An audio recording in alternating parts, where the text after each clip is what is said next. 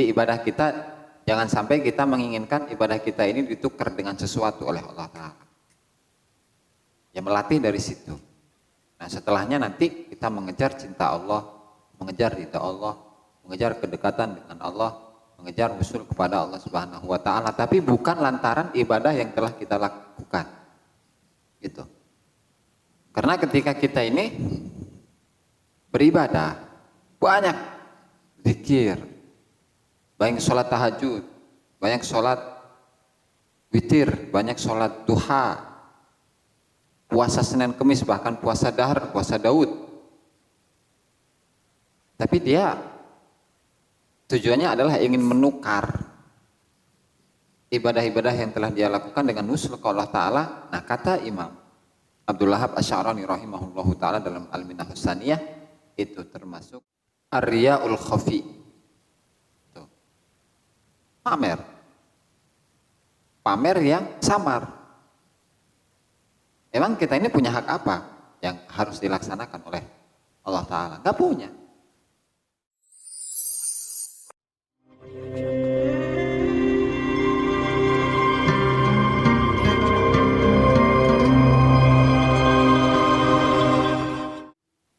Tinggal ditelaah lagi itu keterangan mengenai tingkatan-tingkatan nafsu yang ada dalam diri manusia. Terus ukhruj min nafsika wa tanaha anha. Jadi kita itu harus keluar dari nafsu kita dan menyingkirkan diri dari nafsu, wan azil an mulkika. Kita itu harus terlepas dari mulkika, kepemilikan, kerajaanmu juga bisa. Nah ini dia.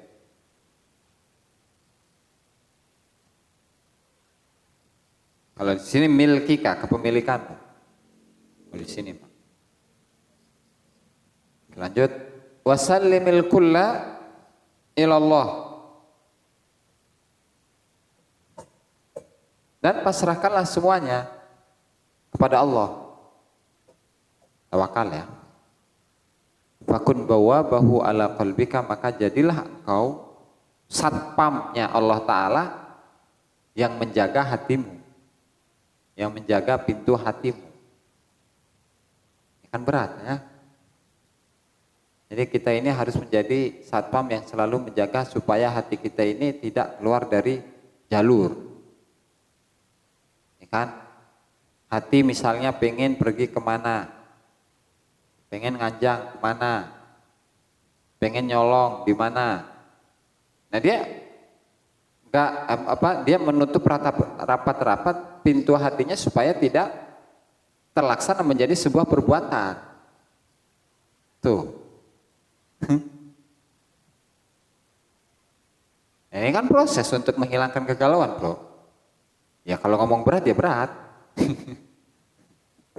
Proses untuk menghilangkan kegalauan. Wamtathil amruhu azza wa jalla fi idkhali man ya'muruka bi idkhalihi. Dan juga kita harus mentaati perintah Allah Ta'ala dalam memasukkan orang-orang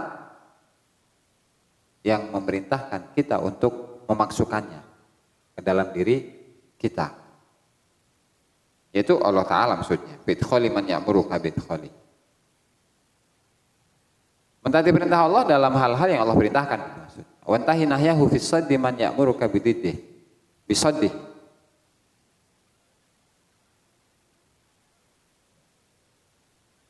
Sama, selesai dari atau menghindari larangan Allah, atau selesai menyelesaikan diri dari larangan Allah Ta'ala.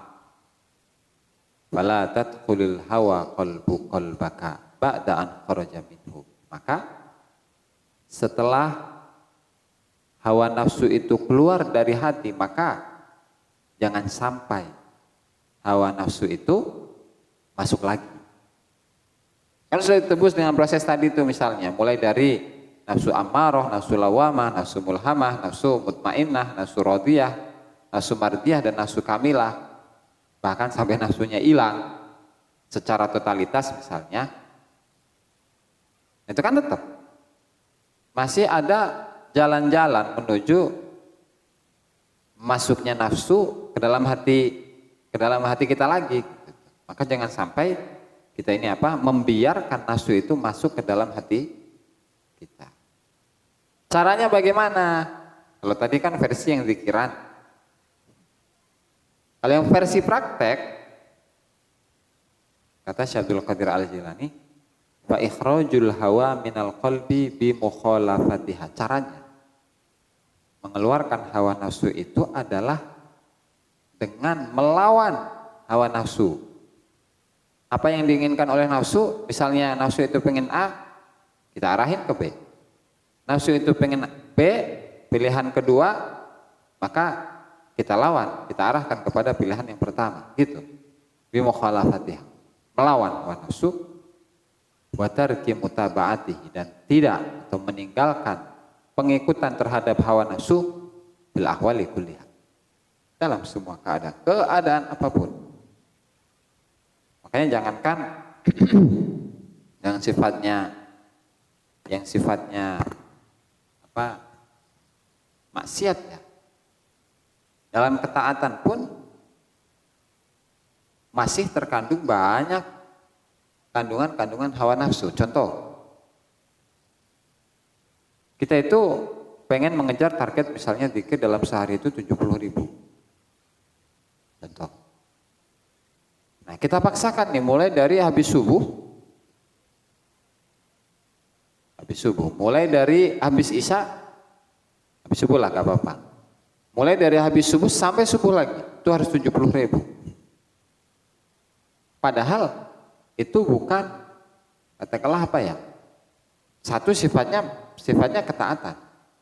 Tetapi ketika ketaatan ini dicampuri oleh nafsu, nanti jadinya nafsu kene. Sehingga apa? Sehingga gak kuat dia, bro. Paling gak kuat berapa hari. Karena apa? Karena dirinya belum terbiasa. Gitu tuh. Makanya dalam zikir misalnya ya, kenapa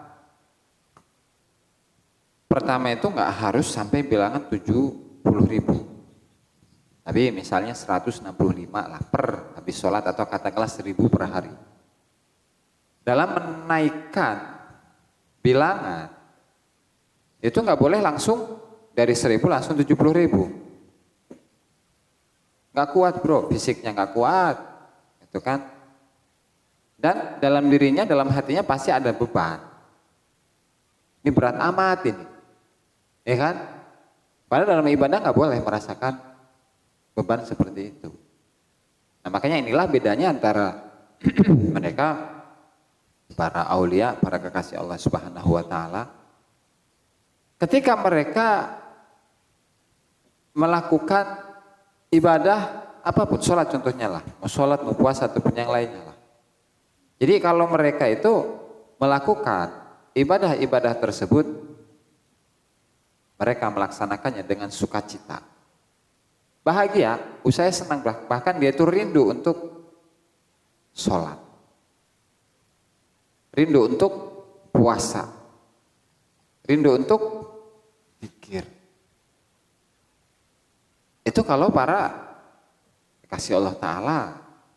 Nah, kalau biasanya kita ini dalam melakukan ibadah tertentu, mau sholat lah, mau puasa lah, mau ngaji, bahkan sekarang ngaji, itu dalam diri kita ada beban. Bisa amat itu malas amat ini mau ngaji ya, udah mengantuk kan, ya itu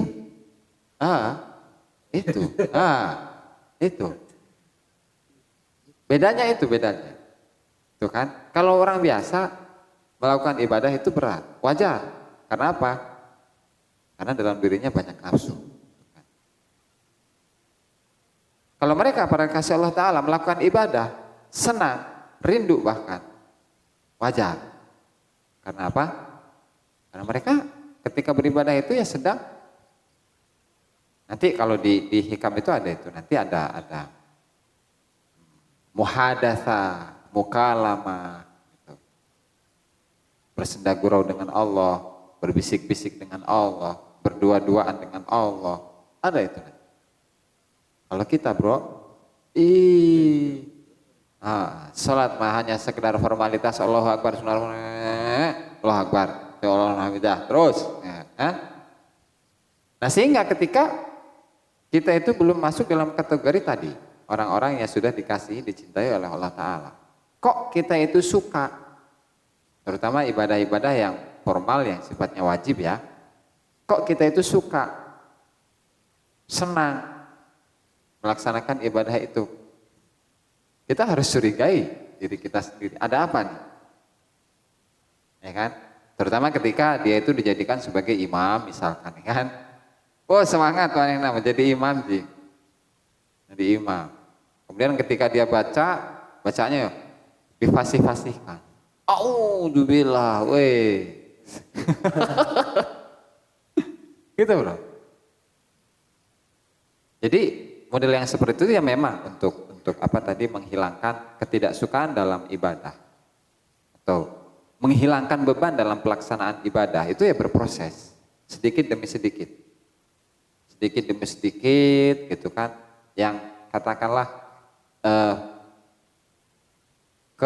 atau beban dalam dirinya ketika melaksanakan ibadah itu mulai dari 100% berkurang jadi 95 gitu kan. Terus lama-lama turun 90%.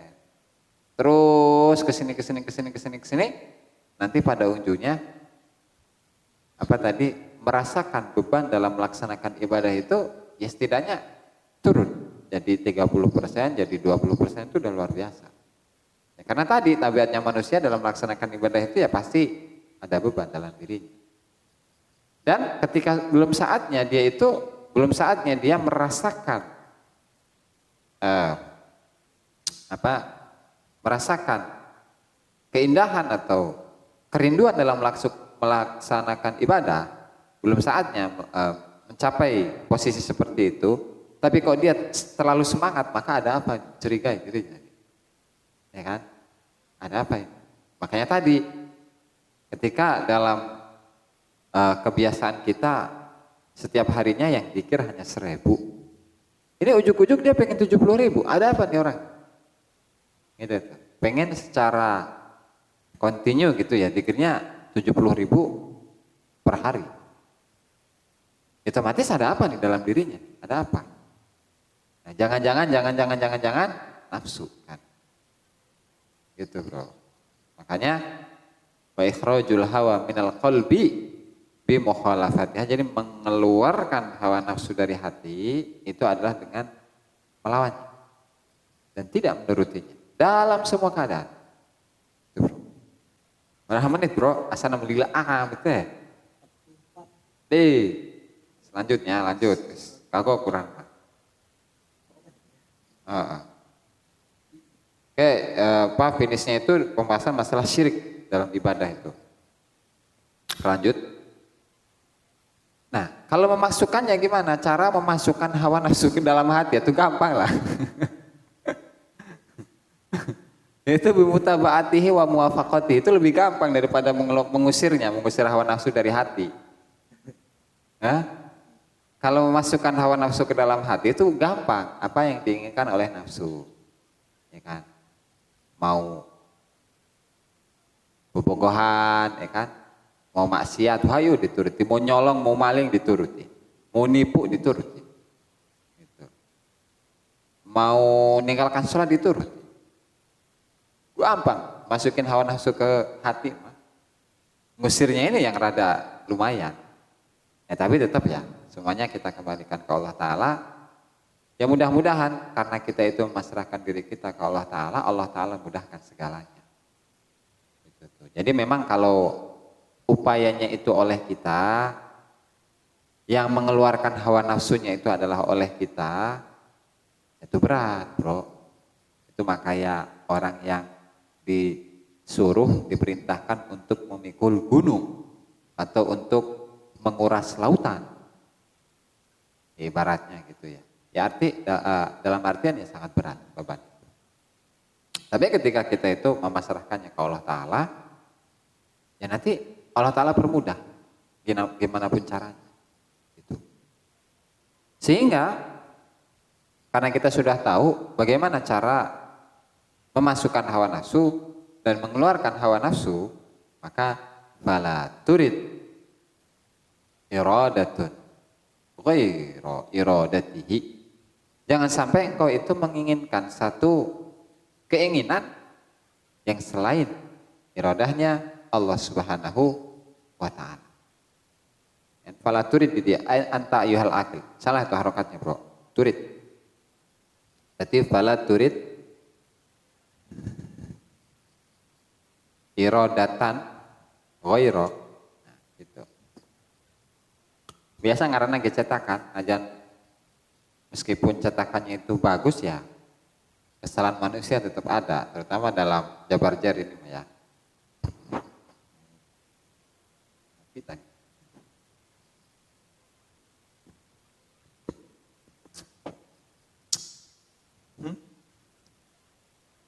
Terus wa ghairu dzalika minka tamannin. Nah, adapun keinginan kita kepada selain keinginan Allah Subhanahu wa taala itu berarti angan-angan. Seperti yang sudah saya ulang-ulang. Kan pernah saya bilang itu As-Sufi Ibnu Waqtih, kata Al-Imam Abdul Qasim Abdul Karim Ibnu Hawazin Al-Qushairi rahimahullah. Kata beliau As-Sufi Ibnu Waqtih. Seorang yang ahli tasawuf itu adalah putra dari masanya. Artinya, ya dia menyibukkan diri dengan tugas yang harus dia laksanakan saat ini. Apa? Dia diperintahkan untuk mencintai Allah. Cinta Allah. Bagaimana cara cinta Allah yang sudah dijelaskan kan? Tentang mahabbatullah itu. Ya, beribadah, tapi tujuannya adalah tujuannya bukan ingin mendapatkan apa? Imbalan dari ibadah kita. Jadi ibadah kita jangan sampai kita menginginkan ibadah kita ini ditukar dengan sesuatu oleh Allah Ta'ala. Ya, melatih dari situ. Nah, setelahnya nanti kita mengejar cinta Allah, mengejar ridha Allah, mengejar kedekatan dengan Allah, mengejar usul kepada Allah Subhanahu wa taala, tapi bukan lantaran ibadah yang telah kita lakukan. Gitu. Karena ketika kita ini beribadah, banyak zikir, banyak sholat tahajud, banyak sholat witir, banyak sholat duha, puasa Senin Kemis, bahkan puasa Dahar, puasa Daud. Tapi dia tujuannya adalah ingin menukar ibadah-ibadah yang telah dia lakukan dengan nusul ke Allah Ta'ala. Nah, kata Imam Abdul Wahab Asy'arani rahimahullahu ta'ala dalam Al-Minnah Hussaniyah, itu termasuk ar-riya'ul khafi.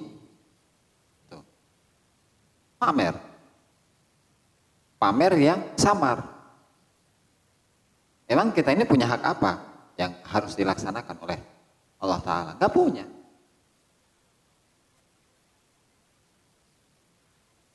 Wa ma khalaqtul jinna wal insa illa liya'budun, itu kan di Al-Quran.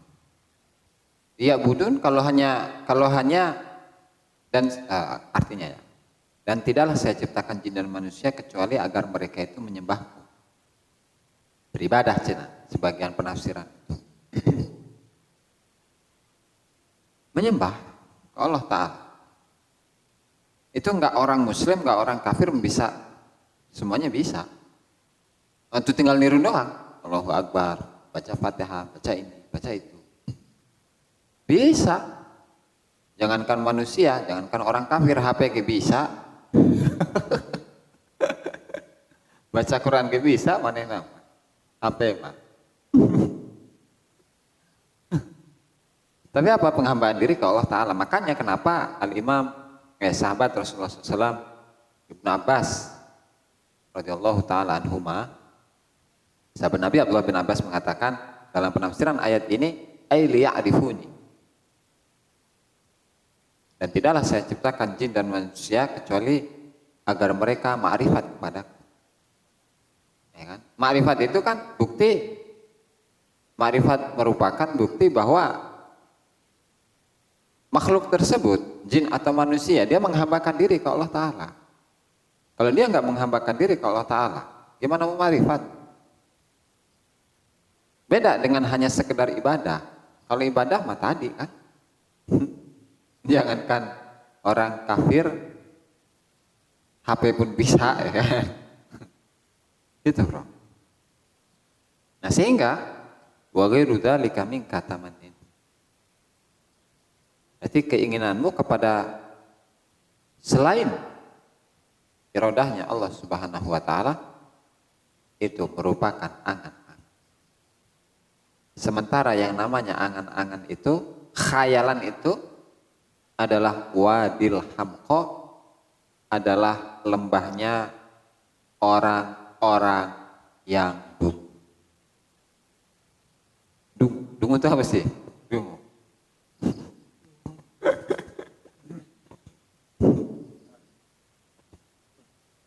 Dungu berarti kan lebih parah dari bodoh kan? Ya kan? Lebih parah dari bodoh. Dungu. Ya, coba ditinan ya.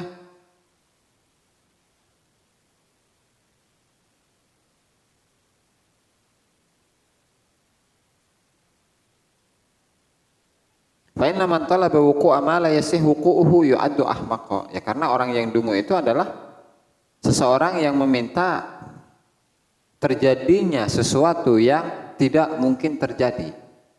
Itu udah tahu mustahil, masih minta aja dia, masih nyari aja. Tuh, maka sehingga dia dikategorikan sebagai orang yang dungu. Jadi angan-angan itu adalah lembahnya orang-orang yang dungu. Makanya jangan terlalu berandai-andai. Biasa baik tadi teh ya. Ungkapan dari siapa? Syabul Qasim Al-Qushairi, As-Sufi Ibnu Waqti, di mana dia itu ya harus melaksanakan tugas saat ini. Saat ini dia disuruh mengejar cinta Allah, ya kan? Menghambakan diri kepada Allah, ya udah laksanakan. Adapun yang sudah lewat mah lewat. Udah selesai gitu dari itu. Dan kita nggak perlu menyibukkan diri dengan satu hal yang sudah selesai. Tuh. Adapun yang akan datang sifatnya ghaib. Perkara yang ghaib, ngapain kita menyibukkan? Menyibukkan diri dengan sesuatu yang nggak jelas. Udah sih, ambil yang jelas-jelas aja, yang nggak jelas mah tinggalin. Tuh. Dan menyibukkan diri dengan sesuatu yang ghaib, itu kan rada-rada tuh. Sama aja. Bingung kitanya nanti. Maka tamanin atau tadi berangan-angan itu, berkhayal itu wafihi hatfuka. Dan di dalam angan-angan itu terdapat kematianmu. Hatf. Jadi kalau di sini hatf itu, hatfuka itu idza mata min ghairi qatlin wala darbin. Matinya itu bukan karena dibunuh, juga bukan karena dipukul. Ya tiba-tiba mati gitu aja. Ya pokok di situ terdapat kehancuranmu, kematianmu gitu aja lah. Itu kan bahasa, arti bahasa itu mah di dalam kitab Sihah itu punya Imam Jauhari. Wahalakuka, banyaknya angan-angan itu terdapat kehancuran kita. Wasukutuka, terdapat kejatuhan kita. Min ainihi azza wajal, dari pandangan Allah Subhanahu wa taala. Jadi kalau kita banyak angan-angan, tadi teh kerbeting dijelaskan ku abah teh. Kita menyibukkan diri. Dalam satu hal aja itu sudah sekian belas pertanyaan yang harus dipikirkan. Angan-angan, itu satu angan-angan. Bagaimana ketika angan-angannya itu lebih dari satu, dua aja. Jadi katakanlah setiap satu angan-angan itu ada 10 PR yang harus dikerjakan. Kalau dua angan-angan berarti 20. Kalau 3 dan seterusnya. Kan itu bikin capek diri sendiri gitu kan. Nyapein diri sendiri. Nah sehingga ketika kita ini menjadi orang yang penuh dengan khayalan, penuh dengan angan-angan, maka kita ini sudah gugur dari pandangan Allah Subhanahu wa taala. Jatuh dari pandangan. Allah taala sudah tidak memperhatikan kita lagi, gitu ibaratnya. Dan angan-angan itu juga wahijabuka anhu. Itu juga merupakan hijab kita dari Allah Subhanahu wa taala. Sehingga ketika kita sudah tahu betapa bahayanya angan-angan ini dan iradah atau keinginan kita itu harus disesuaikan dengan iradah Allah Subhanahu wa taala. Apa yang Allah taala perintahkan kita laksanakan, apa yang Allah larang kita tinggalkan. Maka apa langkah selanjutnya yang harus dilaksanakan? Ihfad abadan amrohu. Jagalah, lestarikanlah perintah Allah, wantahi abadan nahyahu, selesailah selama-lamanya dari larangan Allah Ta'ala, dalam arti tidak mendatanginya sama sekali, wasallim ilaihi abadan maqduruhu, dan pasrahlah kepada Allah Ta'ala selamanya atas takdir yang Allah tuliskan kepada diri kita. Ya, masalah takdir mah seperti yang saya bilang, ya kita harus latihan secara terus-menerus ini, menguji, mengetes diri kita nih, sejauh mana keimanan kita, keyakinan kita menerima takdirnya Allah Ta'ala. Ya kan, salim kata Syaikhul Qadir, salim ilaihi, pasrahlah kepada Allah, makduroh, pasrahkanlah takdirnya Allah Subhanahu wa taala selamanya kepada Allah. Berarti kalau kita nggak terima, misalnya kenapa kita ini sampai saat ini masih berada di sini. Kemudian Allah Ta'ala juga mentakdirkan kita untuk ngaji bersama-sama di sini. Ya kan? Itu takdir yang baik, mudah-mudahan ya.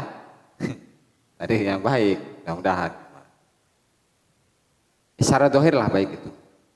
Karena secara hakikat kan nggak tahu kita, bisa jadi ini adalah karena niatan kita yang buruk jadi melenceng kan gitu kan.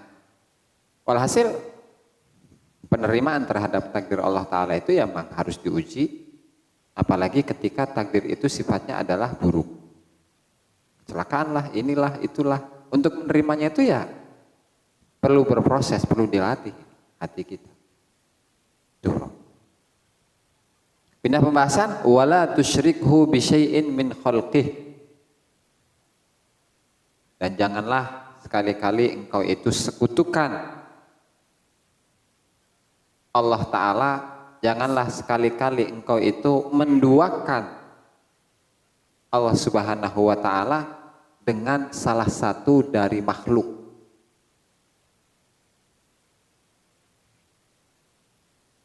Nanti dijelaskan. Syiriknya itu bagaimana? Apakah syirik yang versi Wahabi gitu tuh? Orang yang ziarah kubur dikatakan syirik gitu kan? Enggak bro, wah anjing.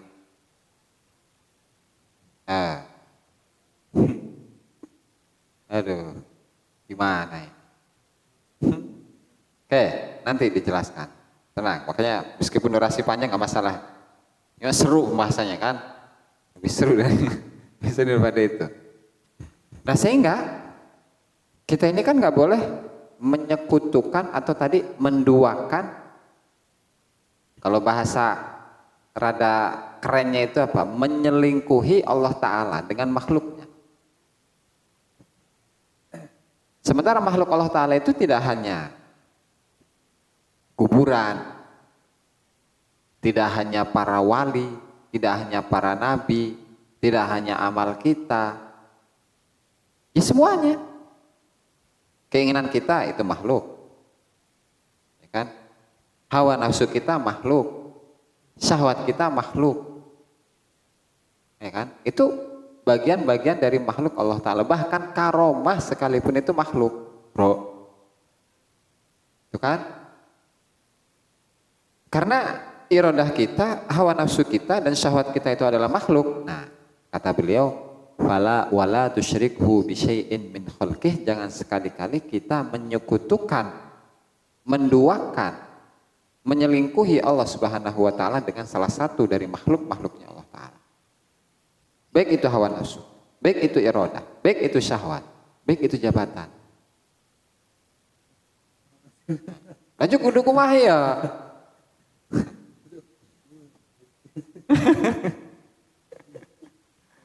Simpel aslinya simpel. Tenang deh.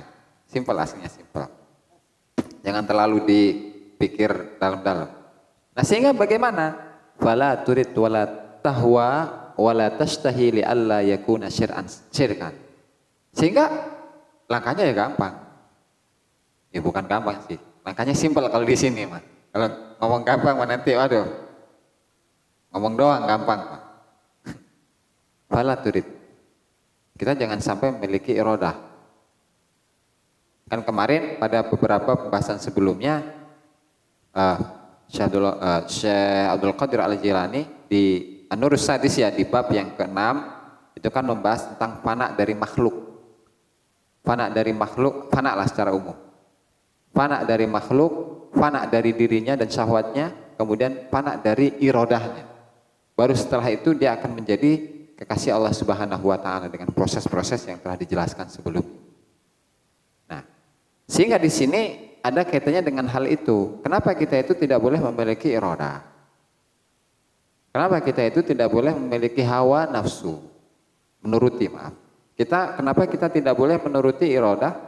Tidak boleh mengikuti hawa nafsu dan tidak boleh mengikuti syahwat supaya apa? Supaya dalam diri kita, supaya kita ini tidak menjadi orang-orang yang menyekutukan Allah Subhanahu wa taala, menduakan Allah Subhanahu wa taala atau menyelingkuhi Allah Subhanahu wa taala. Jadi perselingkuhan dengan selain Allah taala itu ya banyak, Bro, bukan hanya kuburan. Ziarah kubur disebut musyrik. Terlalu dangkal. Makanya dalam sebuah ayat Allah Ta'ala, faman kana yarju liqa'a rabbih falyamal amalan shalihan wa la yusyrik bi ibadati rabbih ahada. Maka barang siapa yang mengharapkan, sekarang setengah 12 bro, maka barang siapa yang mengharapkan pertemuan dengan Tuhannya, ini diajar ini kita oleh Allah Ta'ala nih dalam ayat ini. Maka barang siapa yang menginginkan pertemuan dengan Allah Ta'ala, satu, falyamal amalan sholihan. Kita harus beramal baik. Singkat tapi padat. Singkat, padat, tapi luas. Yang kedua, wala tusyrik bi ibadati rabbih ahada, wala yusyrik bi ibadati rabbih ahada. Dan yang kedua, kita jangan syirik, kita jangan menduakan, kita jangan menyelingkuhi Allah Subhanahu wa taala dengan menyembah selain Allah. Tapi penafsirannya coba kita perhatikan nih, bagaimana penafsiran Syekh Abdul Qadir Al-Jilani rahimahullah tentang syirik, hakikat dari syirik. Dan perlu diketahui bahwa kitab ini, Futuhul Ghaib ini, itu juga dikomentari oleh Syekhul Islam. Siapa itu? Ibnu Taimiyah. Taqiyuddin kalau nggak salah. Taqiyuddin Ibnu Taimiyah. Ibnu Taimiyah bro. Tokoh dan ulama yang selalu diagung-agungkan oleh golongan sebelah Wahabi. Beliau mensyarahi kitab ini bro. Ya meskipun nggak lengkap ya, cuma beberapa ta'liqat atau catatan kaki saja. Tapi walhasil beliau mahabbah kepada Syekh Abdul Qadir Jilani. Ya kan? Bagaimana penafsirannya? Laisa syirku ibadatal asnami fahasbu. Syirik itu tidak hanya terbatas dengan menyembah kepada patung-patung. Ya. Bal huwa aidan, mutaba'atu kali hawaka, mengikuti hawa nafsumu. Subscribe, like, dan komen di bawah ini. Nah, jika teman-teman ada unek-unek, ada pertanyaan dan lain sebagainya, silahkan tinggalkan pesan di kolom komentar di bawah ini.